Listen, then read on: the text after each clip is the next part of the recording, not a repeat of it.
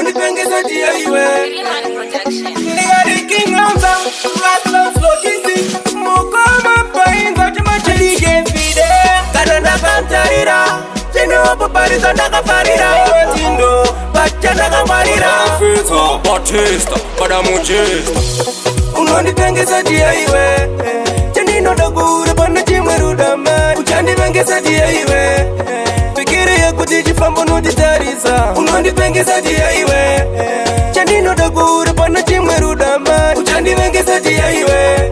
Fikiria kuti savaruma kukutarisa Ndoda kuita yemakare kare Msengabere nindiripisa utari Pamberi pevanu neweni handinyari Zuwa kutoka sina kuona handirari Ndetenza mwari wandaida na muwana Ihakam kakam nengo chiva ndichiwana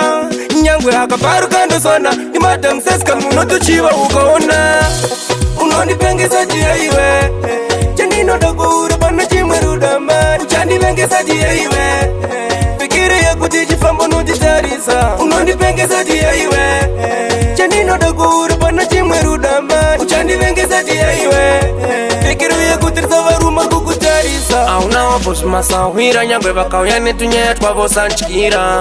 Hakuna anoziva zanikakudira Rudo rwako pandiri rwakadira Kana ndakamtarira Chino papariza ndakafarira Bacha ndakangwarira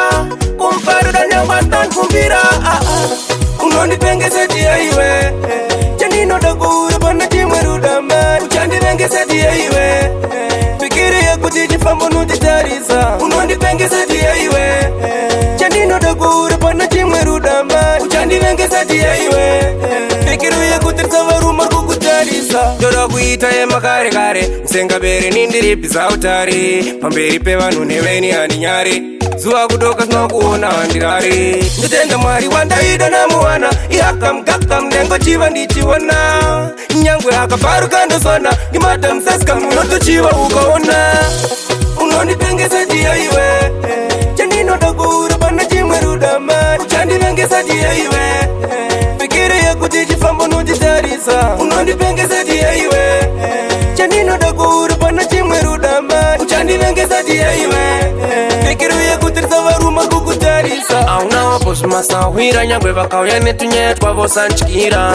Hakuna anoziva zanikakudira Rudo rwako pandiri rwakadira Kana ndakam